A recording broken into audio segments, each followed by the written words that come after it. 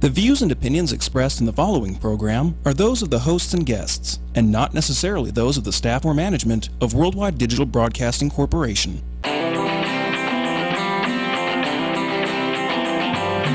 Hot topics, food, fun, entertainment, and serious business. Live Las Vegas with Rikki Cheese.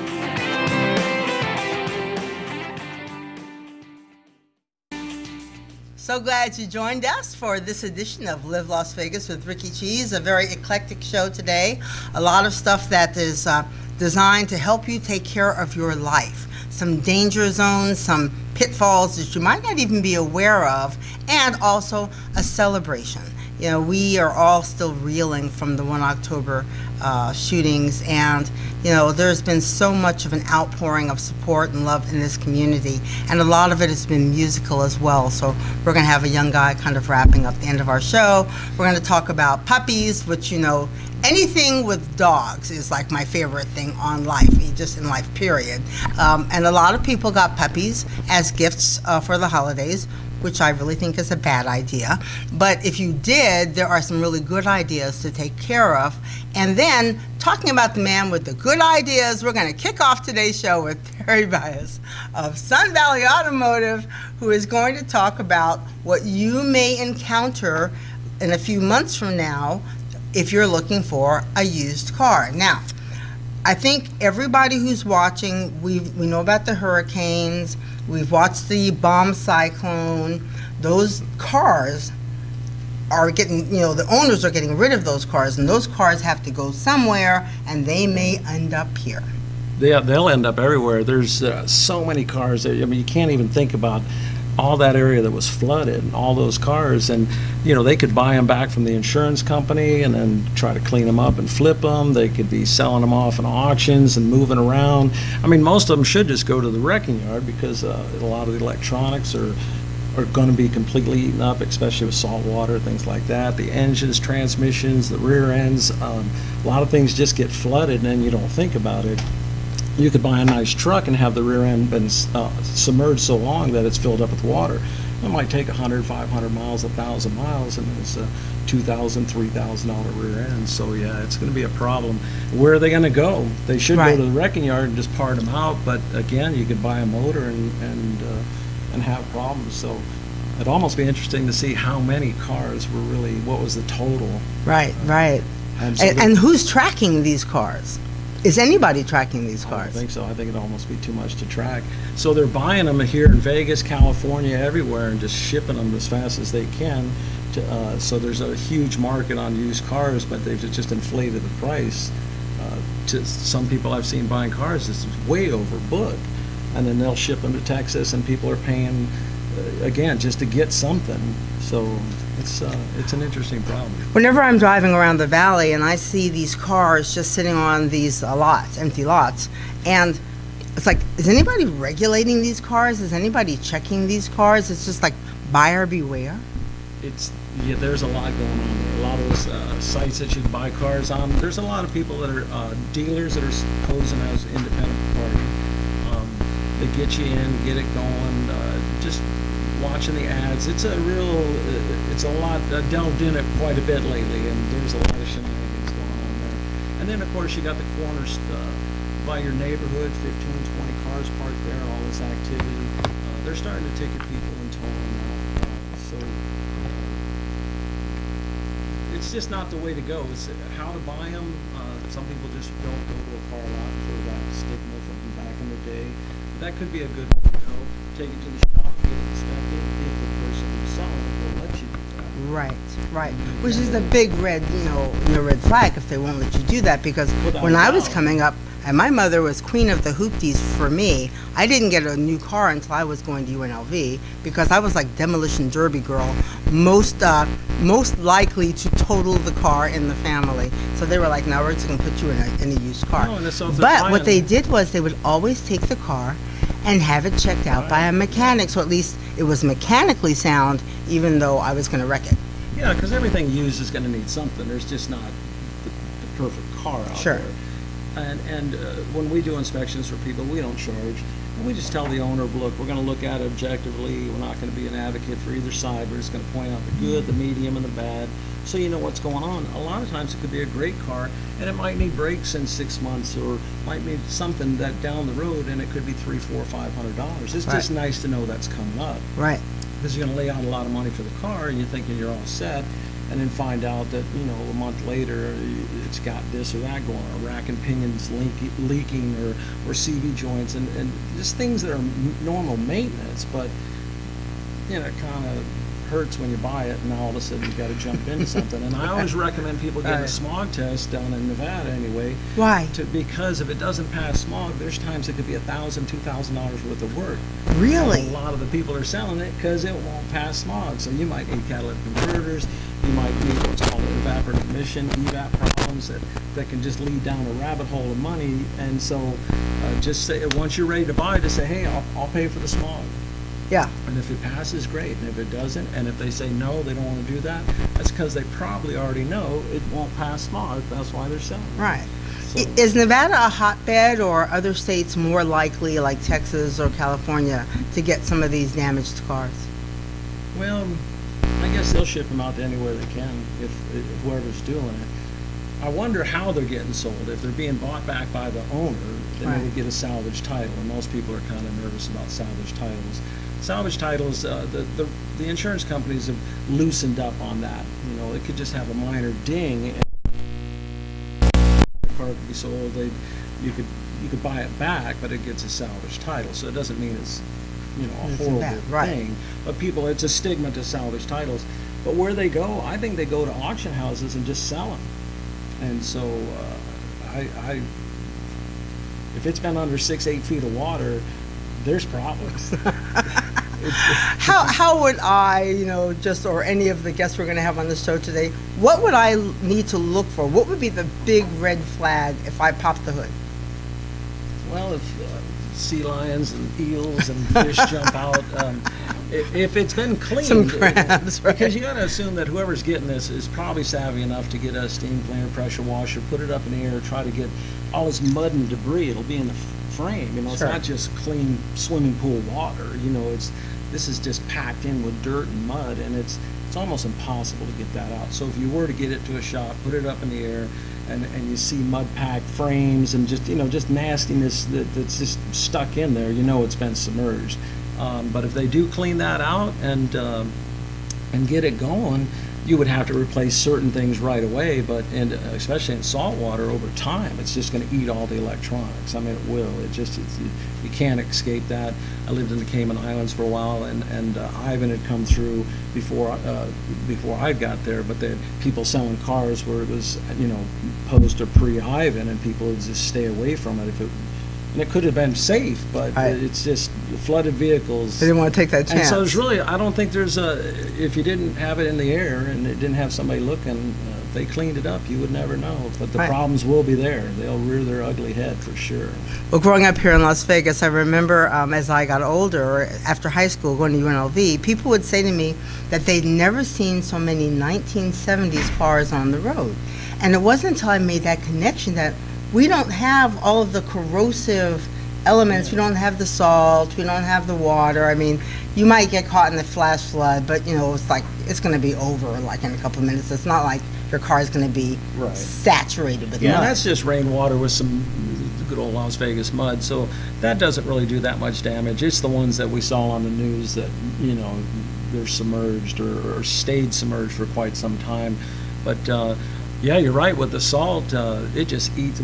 We get trucks in from time to time, and cars as well, but just amazed at just the few years back east, the frames are just rotted through. It's just that I take photos of it for the ladies class. I just can't believe that that something can get eaten up that quick. But you look at the truck or the car, and it looks really clean, but underneath it's just amazing. So we're kind of fortunate out here. All these old classics, so they'll get a patina on it, but it's not going to get eaten through like what they deal with back east. One of the things that you are still doing at Sun Valley Automotive, I love your free car class for women, because it gives women an opportunity, and guys too, if you want to take the class. He's not trying to be sexist about it. Yeah, but us guys, we know everything, so we'd be drinking beer an hour later telling stories. Right, but you can actually look underneath the car, and one of my big things has always been, I love this.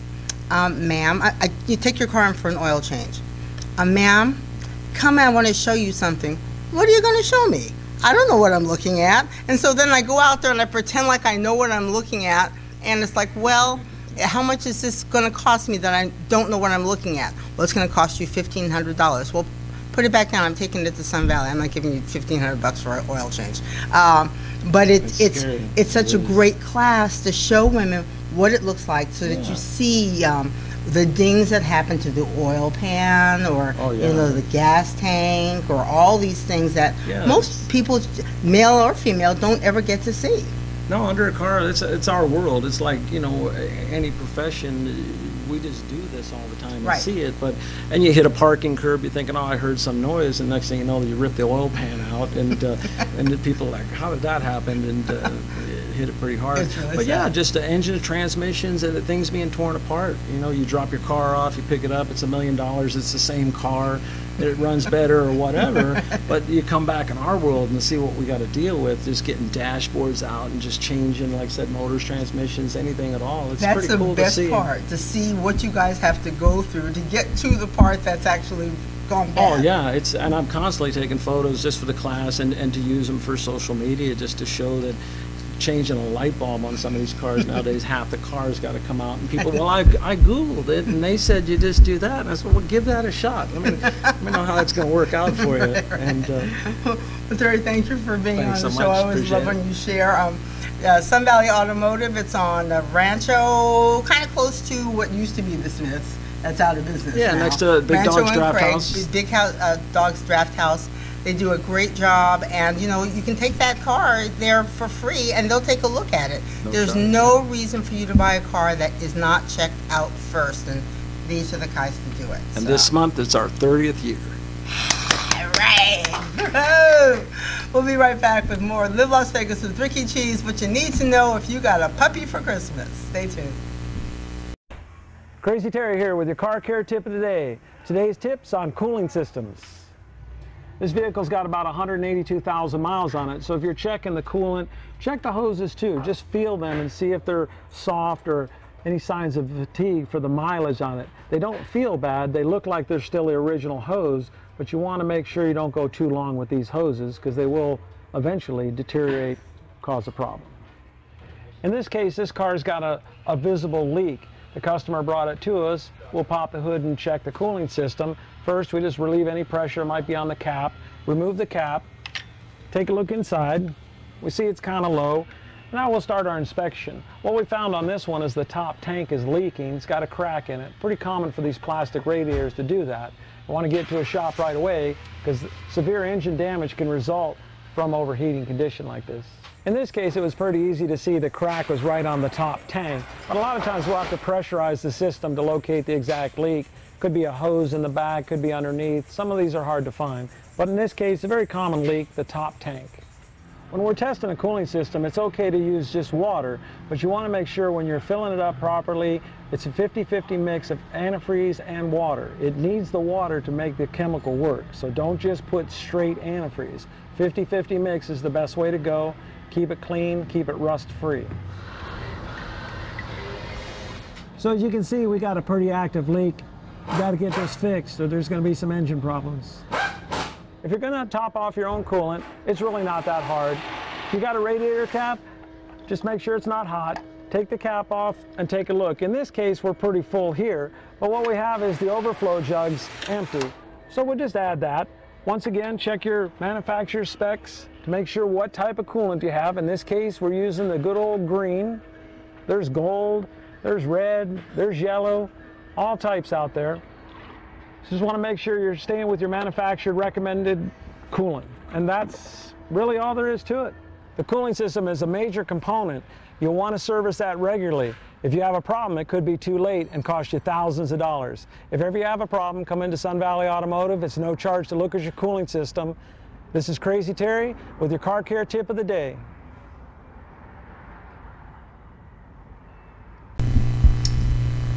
Welcome back to Live Las Vegas with Rikki Cheese. Those of you who've been following me for years, which thank you so much, know that I am a big Akita lover, and with that comes a responsibility.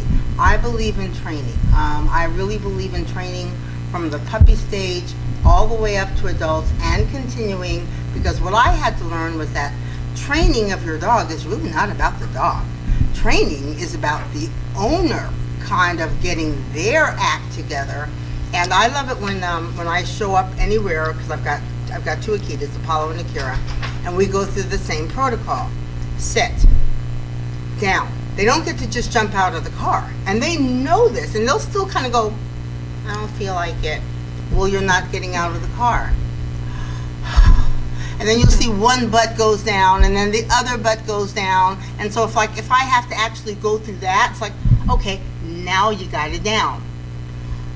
You're being so mean to us. You know, it's like, you guys know what this is like. You can't just, you know, up and down. This is your life. It's sit down, stay, sit down, stay. This is it. And are you hungry? Do you want to eat? Do you want to play? But I learned that from you guys at Smarty Paws, which I've trained, and I also train a lot. I like to give a shout out to all my trainers at the PetSmart, Renee over there at 215 in Durango. So I am a big Melissa Leary who does Canine Adventures. I'm a big believer in training. I try all different types of training, because just like people, one size doesn't fit all for all dogs. And so I know with Denise, you were like one of the first trainers I met at Smarty Paws, and it was just too funny. You know, you and Sean, I was kind of jealous. I felt like Sean loved you more than he loved me. Right? So how did you get into dog training?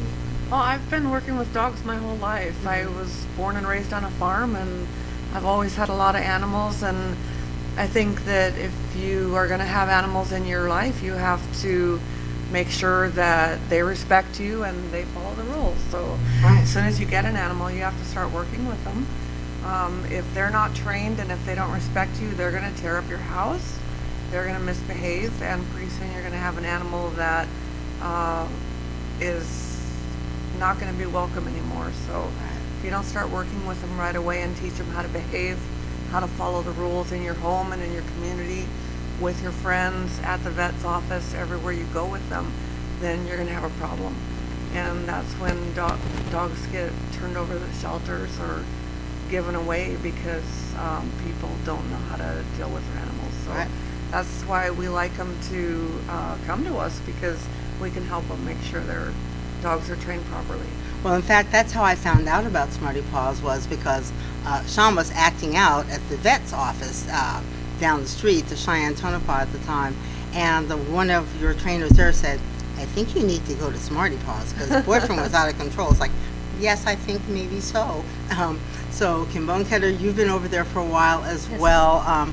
Tell me how you got involved with dogs. Pretty much the same thing. I've had dogs all my life, living up with that. I started actually training about the early 70s. Mm-hmm. Ran into a lot of stray dogs. I was up in the Yellowstone area, and I don't know how we got the stray dogs up there, but we did. And people were needing some help with that, so I started training more people then. I trained my own. Right. But what you said is absolutely right. We're training the people. Training the people. And more dogs are euthanized every year from lack of socialization and training than puppies that die from parvo or some of the other. So really, really is important for the owners to understand that they need to take that time. Right. When I do my class, I say 30 minutes a day. And it's like, oh my God, I don't have that much time. That's 10 commercial breaks. Exactly. You can watch your program, the commercial comes on, you get up and you do some steps, you do something. But it is critical for the early socialization. And a lot of people get puppies for Christmas, which I've already gone on record saying that's a bad idea, because somebody really, all of us, if you want to have a puppy, this needs to be something from your own heart, your love, and you're making this commitment to this sentient being. This is not you know, Right. just an appendage or, you know, an accessory that you're going to have in your house. You're making a commitment of time and money and vet bills, and for you to get a puppy that your dog is that quiet and safe.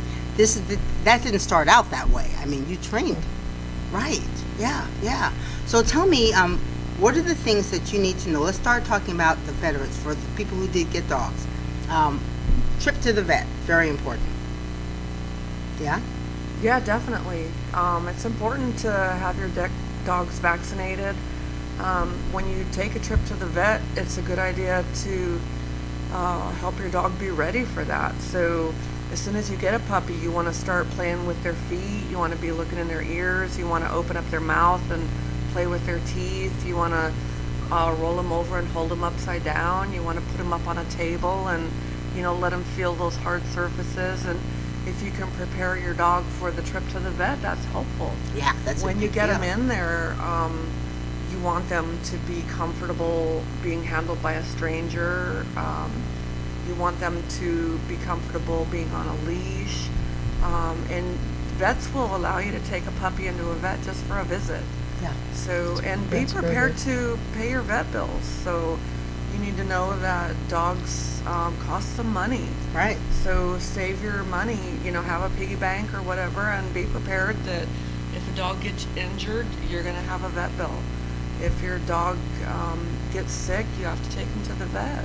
Right. They have to have their shots, they have to have their annuals, they need dentals, you know, things like that. So just like kids, right. You know, they're going to have some bills. And I think I'm a typical owner. Out of the clear blue sky one day, Sean started limping. And so I'm thinking, oh my gosh, he's got cancer, he's dying. I take him to the vet, and then they say, well, he just has the equivalent of canine tennis elbow, and it's going to be $150. Can I have my $150 back, please, if it's just tennis elbow? I don't really understand why I have to pay this money. But, you know, that is part of what you have to build in, knowing that these expenses are going to come. Now, the basics, if people who got puppies for presents, they weren't ready. So they didn't have all the stuff that's necessary. Right. One of the things that is important, can you lie down, please? Thank you. People bring their puppies or their shelter dogs home and give them free run of the house, and that's just disaster. If you do have either a puppy or an adult dog, you need to give them their own safe place, Right. exercise pen with the crate and food so that they can be supervised Right. until they learn how to be in the house. And with that, like, please. With that is proper chew toys. Right. I had some, I forgot that, but you don't want to give them your slippers, because then they're going to go looking for your slippers or the socks or the soft things. Yes. There are good chew toys out there in the market. I recently found my phone yeah. and my Dallas Cowboys cap and one of my shoes in the backyard. And the only reason why I was able to track it was because this white cord was sticking out. I'm thinking, where'd that come from? And which one of you guys buried it? It's like, what? But yeah, you're right. I mean, you have to be prepared to supervise your dogs, your cats, the same way you supervise your children. Sure. You're not going to let them have free run to the house, running up and down the stairs, and you don't know if they'll take a fall. Right. And most people just don't even consider that. They bring them home and they let the puppies run around. Oh, I'm watching them. Well, now there's a mess on the floor and they're upset with that. The puppy doesn't know. Right. You know, a safe place in the kitchen with an exercise pen where you can watch the puppy until you can crate train them and housebreak them. It's best for the puppy, it's best for you. Right. Because the other thing is socialization, so important. I mean, I know Huge. a lot of people. Huge. It is kind of a pain to take your dog out, and there's two types of socialization for me. There's a socialization you get from going to an organized class where they're walking with other dogs and they're all on the leash. And then there's dog parks, which I now feel like are some of the most dangerous places on earth. And it took me a long time to get to that place. But you're talking about socialization. You're talking about socializing your dog in a controlled environment. Yeah. In a Right. safe place. Yeah. And not just, you know, not just the puppy classes, they need to socialize with other dogs. Right. The puppy. A lot of the shelter dogs that we get that have issues, aggression or assertive issues, it's not because they were hurt or abused. They weren't socialized. Right, right. And it also needs to be with people. Right. Men, women, children, men with beards. Right. And different locations. Yeah, exactly. It's And important a lot to- because you guys are both do like private training as well, and you're a private trainer. A lot of that is taking them out in different social environments, Right, so right. that they're sensitized to different things. Right. You need to teach them what the world is all about. You need to get them acclimated to vehicles and dump trucks and airplanes and skateboards and bicycles and vehicles, you know, things that go crash and the metal plates on the ground and wind and rain and all those kind of things, because when they're puppies they're like little sponges. Nothing really scares them that much when they're little, Right. but as they get older, if they've never experienced those things before, it's a lot harder to teach them. So when they're little, if you take them out there and you drop things and make crazy noises and show them the umbrellas and the hats and the beards and the canes and the walkers and the wheelchairs and all those things, then they're not so fearful of everything. So Right. teaching them so that they're not afraid of things is something that you want to do as soon as you get them. And one of the things as we wrap up really quickly, I want both of you guys to weigh in really quickly on dog parks. They're both going. I don't like dog parks at all. I don't either. A lot of people that bring their dogs to the dog park are not supervising their dogs. A lot of the dogs that are in there are untrained. A lot of them are aggressive. So you might bring your sweet little trained dog to the dog park and it can pick up diseases because other dogs don't have vaccinations. You might be setting them up against a dog that is going to attack. Other people that are there don't have the training that you had with your dog. Some people I find are so happy and can't wait for something bad to happen. They got the attorney's card in their right there. back pocket, right? There's And disease in the water. well, and I found when I first started, I thought, okay, all of my trainers, because all of my trainers were saying the same thing, no dog parks. I thought, Yeah. you guys are being just elitist. Until a chocolate lab tried to kill Sean. And when I said that to people at work, it's like, labs would never do that. I'm like, I'm telling you, she had my dog's, neck in her throat. I mean, in her jaws. And the owner was like this. Yeah, she was on her phone. It's just like, On the phone. whatever yeah. happens, phone. right? Eating Yeah. their lunch on the, letting their children run around. Dog parks are really not a good place. They're much better. dangerous. They are very dangerous. Injuries, illnesses, like you say, you don't know if those dogs have been vaccinated. You don't know what you're going to have out there. You're much better off to find a daycare. Yeah. If you want the dogs Form to a play, group. form a group, Get go involved in a hiking, sport. do Yeah. yes, Because you do sports. fly ball, Fly ball. and you also do some training too. I do agility, dock diving, barn hunt, nose work.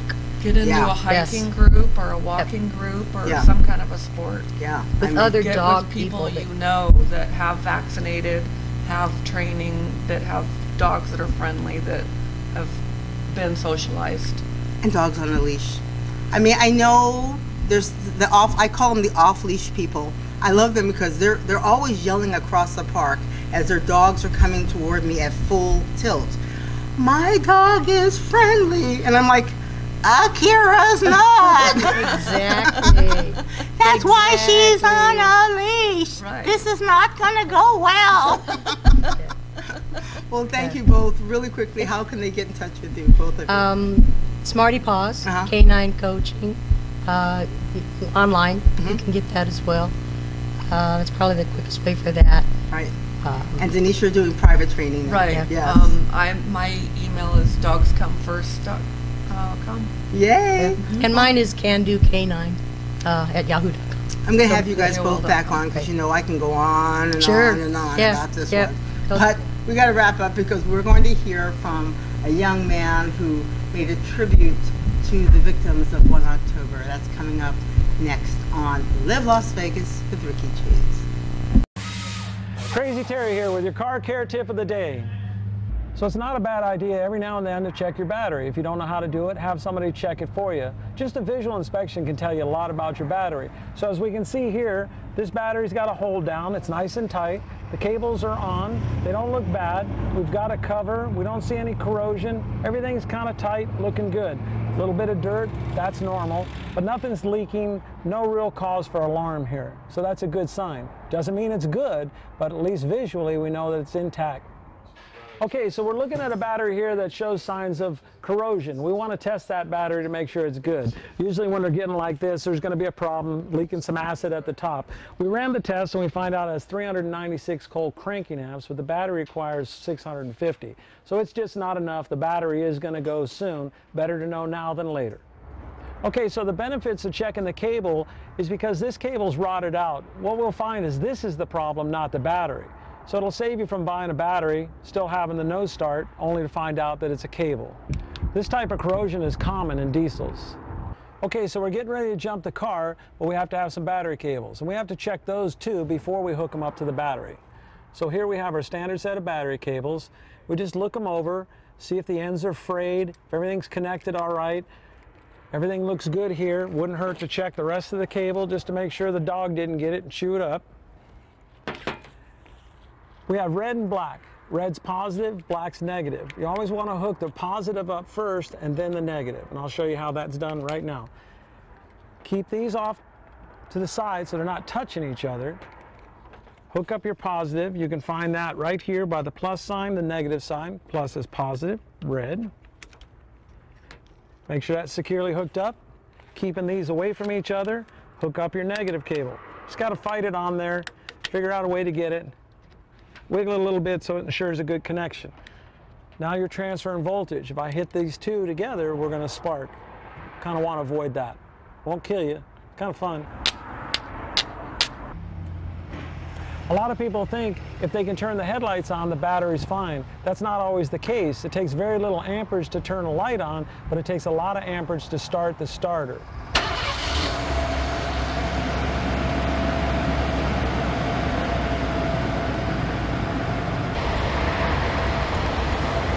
I recommend checking the charging system every oil change. At Sun Valley Automotive, there's never a charge for that. This is Crazy Terry with your car care tip of the day. You know, in the aftermath of the tragedy of 1 October, so many people have come out with many different ways of honoring the victims, but not just that. To find a way to share the pain and the suffering that we all share, because, and in fact I was just talking about this the other day, it still seems unreal. It just doesn't feel like that really happened in Las Vegas. And so I think it's easy, and for me, to kind of block it out because of the enormity of the suffering, of the enormity of the tragedy, and how it's like, it was one thing to read about it when it was happening somewhere else. But this happened right in front of Mandalay Bay, right here on the Las Vegas Strip. I mean, that tragedy came home to us, right? And so you're one of many people, and let's say your name right, Lil Rheuk, who came out and have tried to put in words and in song a way of, you know, looking at that incident and honoring the victims, and at the same time saying, you know, the Vegas Strong slogan moving forward. Now, tell me what that night was like for you. I actually had a concert that night. I opened up for Jacquees at the Wet Fest, and then everybody was messaging me saying, "Oh my God, are you okay?" You know, because they knew I had a concert, and I was like, "Yeah, I'm fine. What's going on?" And I turned it on the television and started crying because there was people being shot at a concert, and the next day I realized that 2 of my friends died in it. Actually. Wow. Yeah. Wow. Yeah, it's really, Eric was one of them, and he was a security guard, and he was a good friend of mine, you know, a good supporter on my music. And Quentin, he was a basketball player at my high school, basic high school, and He passed away during it. Wow. So you're a Las Vegas native, just like me. Did you ever think in a million years that this would happen here? Yes. I do, because Vegas is just so universal in what's going on all around the world. You know, I just, I knew something was going to come here. Right. I knew something. Because, it's end times. So I think it was definitely going to happen here. Right. So what was your process when that evening? Did you immediately go and put the song together, or how did that happen?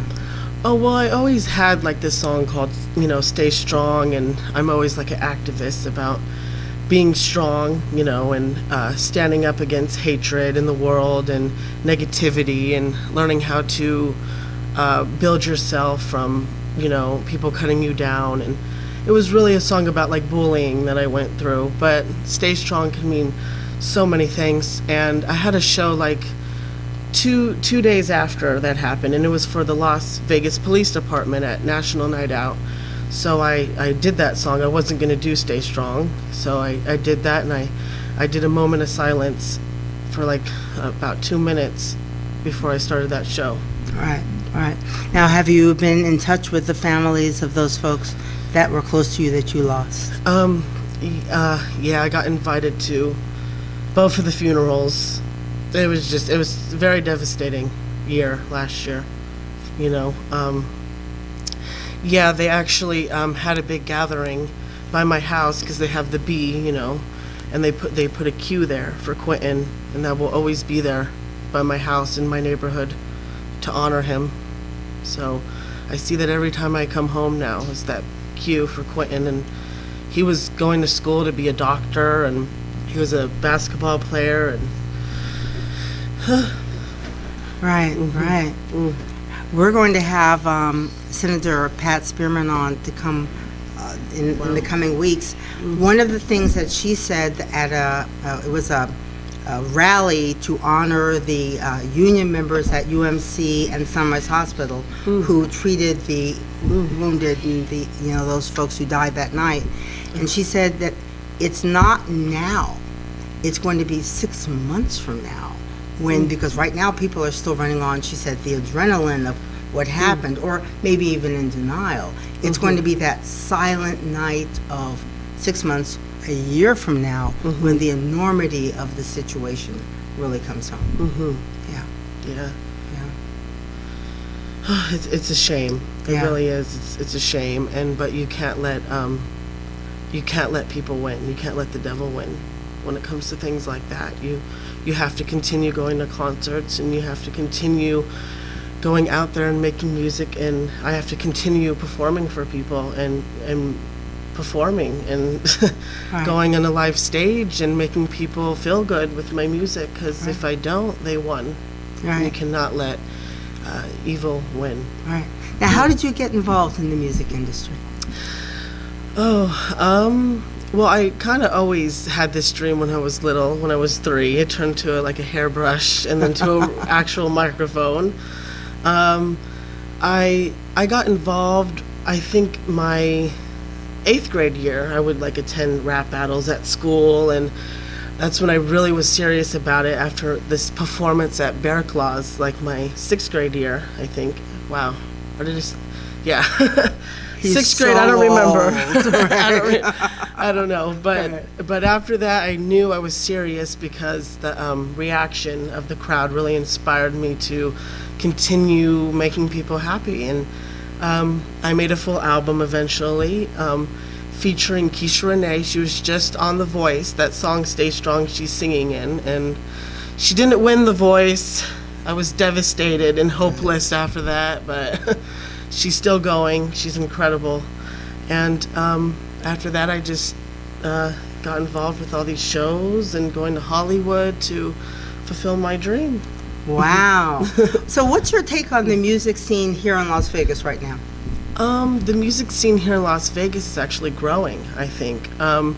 there's not like record labels here anymore. That's why, you know, well, there's never been. You have to go to LA for all that, but there are growing. some studios. I mean, you've got the one at the Palms. Uh-huh. There are a couple of independent studios where people Absolutely. can actually record their own music. Yeah, and that's where it starts, right there. Right. Yeah. Yeah, yeah. So how much stuff do you have out there on the internet right now?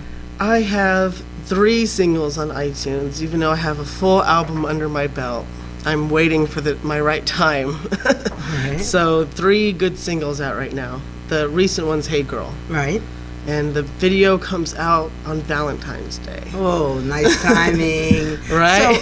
So how do you source your folks to help you shoot your videos, get them on social media? I mean, there's a whole process that goes on to getting your message out there. I think the source, the first source, I think, is to have money. I mean, I worked and I went to a job and I saved up and I went to a studio and I recorded my own original music, and I think you have to save up your money for that if you want an original album, and then from there, hopefully one day you'll get money from that, from your investment on yourself. Yeah. So it starts with having something in your pocket and turning it from there. How big a part does the internet play in getting your word out now? Oh, social media. Huge. The bad part about it is there's so much hate on the internet, but you know, I love it. Bring it on, you know, because that's what makes people talk about you. So I'm glad people hate on me. Bring the haters on. But yeah, the social network is a huge part of anybody's career nowadays. It's probably a little bit more easier than it was back in the day, because back in the day you would have to go physically everywhere to promote yourself. Now you could just one click and you could go viral. Right. Just one click away. Yeah, right. So it's good for you've some actually things. been on other shows here at WWDB.TV that have different audiences. And one of the things I always encourage my guests to do is to be on different shows, because like the ladies I had on, Denise Beckwith and Kim Bonecutter, their appeal for dog owners is something that crosses over to other shows as well. So it's really important, if you can find a way to get your voice out there and get on different platforms. It's really important. Yeah, absolutely. Yeah. You have to market yourself. You have to go out there and you have to throw your tag around. Right. Now, did you have people in your family who were musically inclined? Actually, my great grandparents were. On my grandfather's side, they were like opera singers. Wow. So I don't know if that got to me and I'm a good singer because of that, or a good writer, or I don't know if there was any rappers though. Not yet, but I know there was an opera singer up the Tree of Life. Right, yeah, somewhere there. Well, speaking of rappers, we're going to take John, can we take a kind of a little listen to some of his stuff? We're going to do that right now. Stay with us.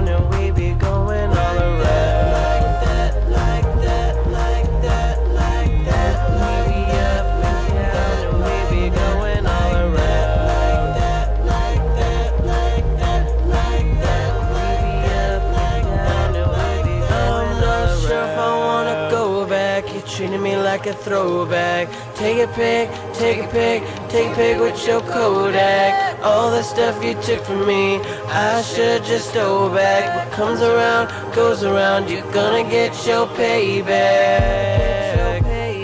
Gonna get your payback. Gonna get your payback. Gonna get your payback. We're doing so fine and now we're sighing.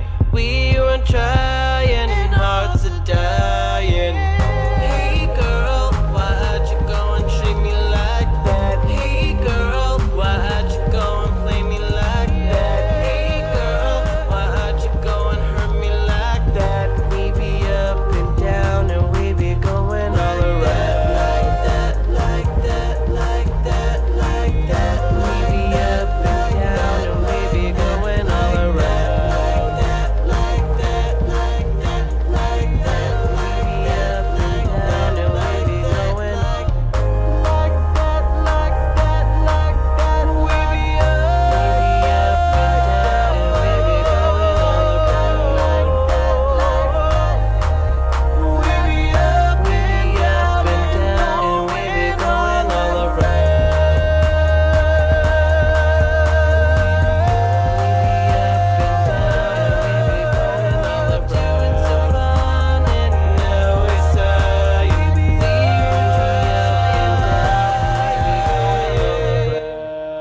Reaction, and I was like, okay, they inspire me to keep going in this career. But as far as like a person, I think it would be like Donna Summer to Michael Jackson to Elvis, actually. Wow, so you're going back old school. Yeah, right? I love old school. Yeah. New stuff, I gotta listen and keep up what's trending. And I gotta, it's gonna bring old flavor back, make it new.